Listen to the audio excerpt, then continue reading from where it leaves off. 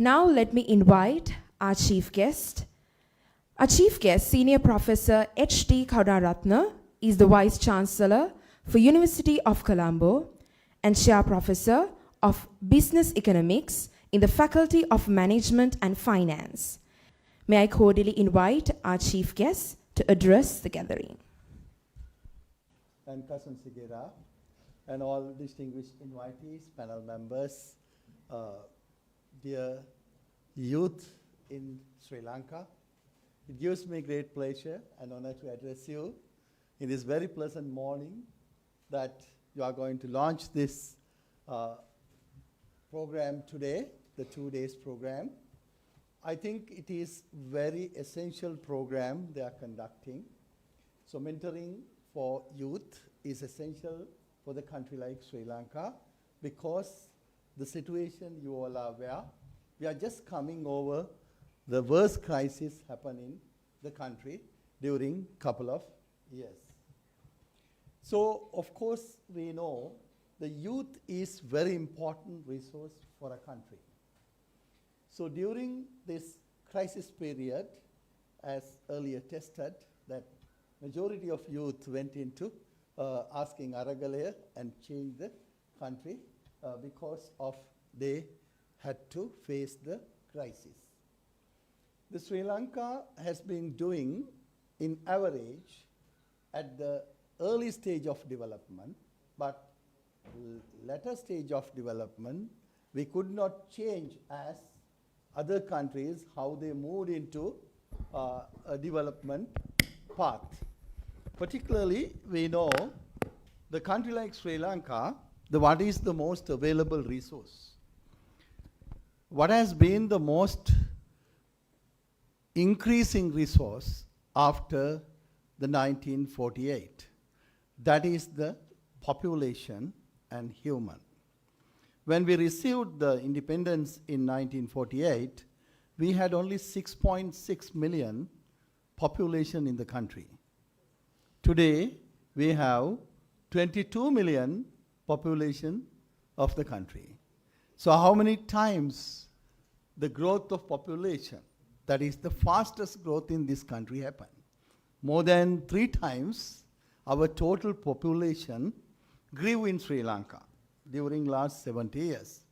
But we did not consider population as a resource for the development. So our human resource plans were actually not par with the other countries' human resource plan. Because we know at the very beginning we introduced free education. At that time that was the best solution for the country because about 60% or 70% people below the poverty line at that time.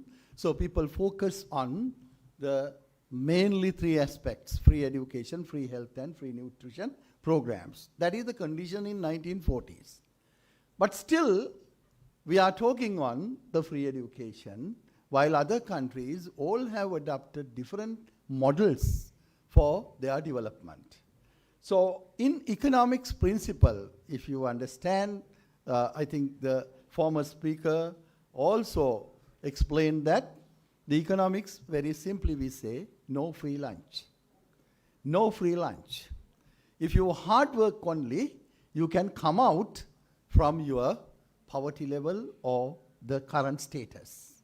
So therefore, that gradually, because in economics we cannot justify something given free for the rich person. You can justify something given free for the poor people. There is justification.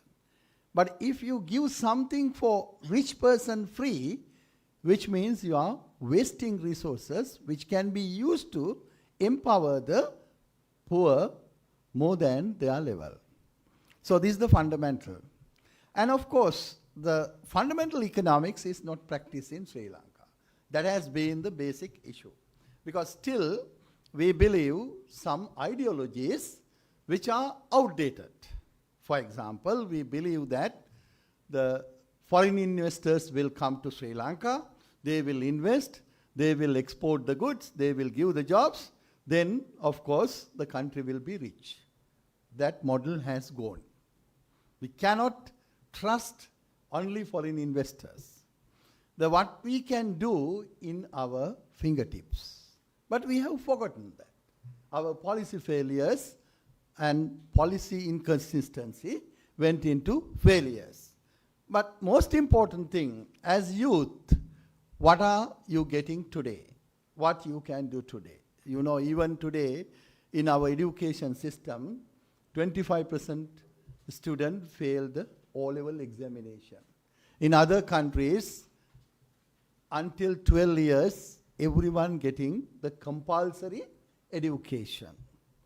Not only that, being youth, what kind of things you have to develop? The number one, the alternative language skills.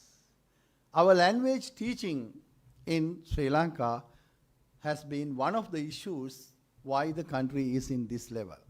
Because if you seek the advanced level situation,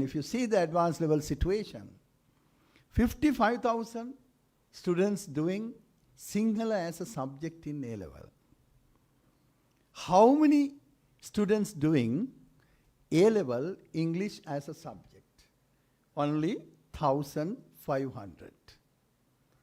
How many students doing Japanese as a subject? 1,800. How many students doing Chinese as a subject? Less than 1,000. Korean as a subject? Less than 1,000. So the language education in a higher level of education, where the high school level, is utterly a failure. Why the 55,000 students are doing Sinhala? Is it because they are Sinhala? No. Because those schools no other subjects to do. They believe that if they get the higher mark for Sinhala language in A-level, they can go to university for the arts faculties. So full of arts faculties are there because the rural schools, they don't have other subjects to teach. You know, we have 11,000 schools in Sri Lanka. Only less than 3,500 schools have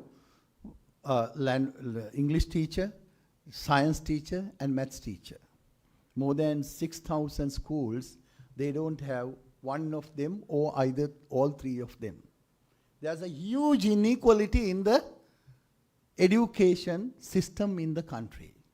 As a result, 25% students still fail A-level, and after university enrollment also, you see, after completing 4-year degree, they are asking the government job. So it is the biggest issue in the country. Why? Because as I told you, the number one skill we could not provide for students, that is the language skills. Language skills, particularly alternative languages. At least 1 or 2 additional languages you have to learn as the youth. So this language teaching is one of the things we have to promote. Number 2, mobile skills, ICT skills, digital skills, and computer skills. You call this is the most important skill today. How many of you are familiar with the smart part of your smartphone? Still, some are using very expensive telephones for what? Only to take call, take pictures in Sri Lanka. So how many of you have gone to workshop to learn smart part of the smartphone in Sri Lanka? In advanced countries, the people use smart part. That is the mobile learning. So there you can do, even using that, you can be an entrepreneur. Only learning smart part of your smartphone. That is the second skill you need. And the third skill, of course, the serious problem what happened to Sri Lanka is the dearth of entrepreneurs due to the lack of financial literacy. Lack of financial literacy. How do we inculcate the financial literacy? That is the number one question we are facing in Sri Lanka. Because why Sri Lanka is poor or why Sri Lanka is not a developed country? The simple answer, the number of entrepreneurs are very limited. Only 4% of population may be doing businesses. How can we increase that to 20%? Then the jobs will be automatically generated. Where, the total population is 22 million, 8 million is the labor force, 8.5 million, let's say, out of which only 2.8% people say, I am an employer who has provided jobs to others. Employers only 2.8% of our labor force. Right? So that is the number one issue. Because why the number of entrepreneurs are less, limited? The thing is called the financial literacy. Everybody believes that I have to earn money. But they don't understand what is money. What is money? How to earn money? How to save money? How to invest money? How to grow with the money? How your money will work? Bring money for you. Use of art of money. That is called financial literacy. How many youth empowered in Sri Lanka for this matter? You don't have to work, your money will work, your ideas will work, right? Your innovations will work. That is the life you have to think. Then that called the entrepreneurship. So how can we inculcate this entrepreneurial culture into our youth? Number 4 is, of course, today what you are trying to do, the networking. Networking. So today, networking is the unlimited resource in 21st century today. Because what you can do is limited. You have only 24 hours per day, 7 days per week, only 364 days per year. You have a limited thing. The entire life is 75 years, right? So if you allocate your time for one matter, you can't allocate that for other. So then, what is the best thing? Is get it done something from your friends, get it done something from your associates, your peers, your mentors, your supporters. So art of get it done something is the most important thing. How you know to do it? That is the networking. Who are in your network? Whether you are associating with friends or your mentors, what you can learn something. In Buddhism itself says, Asevanatha Balanan Pandichanamcha Sevaya. So you have to see someone who is positively contributing your life. You have to connect with someone can positively think how to convert the youth into positive thinking. That is one of the important tasks we are having. Because many people believe that the negative things are good.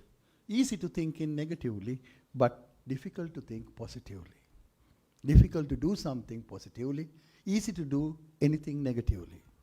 So therefore, your network, you have to rethink, reassess. Go to your Facebook, go to your all social media.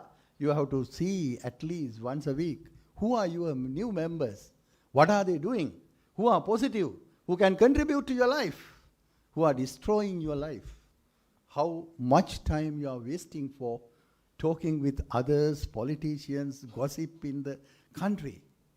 I've been, I think, 12 years in Japan. I learned in 4 universities, taught in 4 universities, including invited professor in University of Tokyo. So this 12 years in Japan, I have seen that, Japanese culture is totally different. They never talk about others. They never talk about politicians. They never talk about gossips. They always think on their power, their ability to do something, how they plan for their future. But in Sri Lankan context, you see, the full of the day, how many hours you are killing the time watching news, the criticizing others, the politics and gossips, large number of hours in your life you are wasting. So that the important thing there, you have to understand your network should be very clear. Many times you have to revamp your community who are associating with you. And of course, as youth, you have to think innovatively that by going these things. So I believe that you should have a mentorship in this country. So therefore, this organization is very important. Why? Ultimately, what matters? Why we are not growing as pointed out India. 2 weeks before, I was in Kerala. It is unbelievable. All roads are becoming wider. Of course, metro going up. Huge change.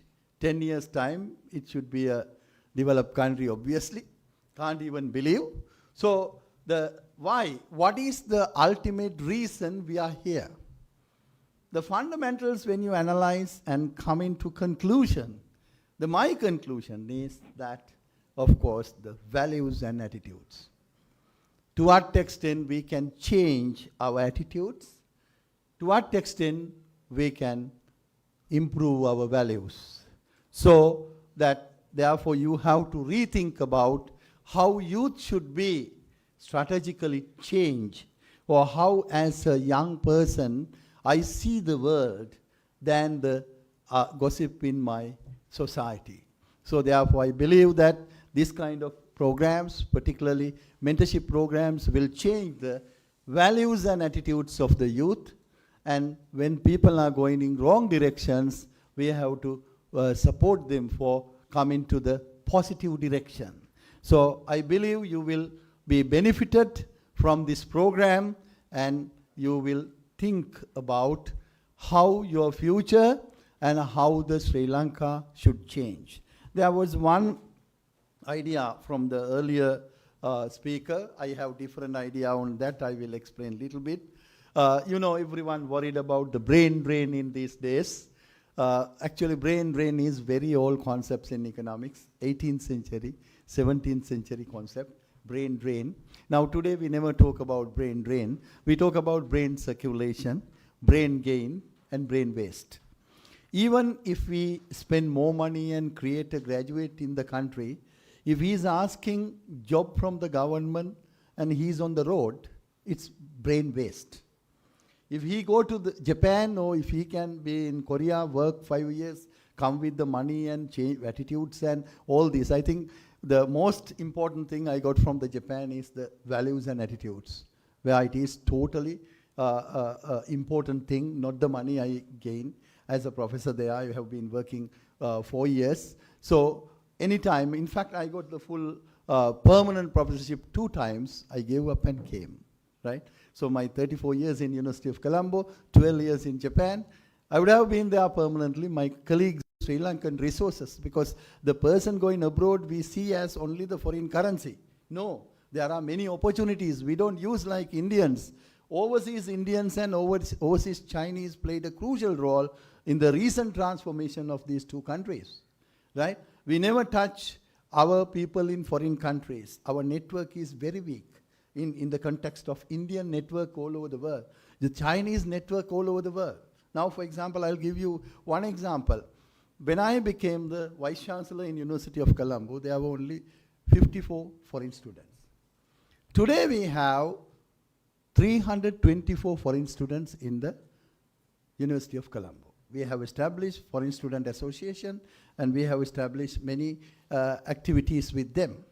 How we brought the Chinese and Maldivian students to University of Colombo? Because this is very important. Their network is very powerful. If we ask to go to other country, we are searching someone, we are asking that country where to stay, where do you give their... We don't see like that. We always see only the money we need, those who have in other countries. So this is the problem. And when our policymakers or politicians go into other countries, they have been there about 40 years, Sri Lankan. We have to learn from them. And Our politicians going and talking them to do like this in Japan. So this is the problem we are having. We have to learn from them. When I was in Japan, actually, I interviewed 315 Sri Lankan businessmen in Japan. I wrote a book on that, right? So we have to learn from them when they are doing business there, right? We have to get those information and do something for how to send another one, what to do. So this is the Chinese network, this is the Indian connectivity with outside youth of Sri Lankans. That's very important. Not only the youth in the Sri Lanka, but try to connect the youth in other countries as well. And learn lessons from them, what they say, what they do. We have to understand. So otherwise, we are still in history. We are living still in the history.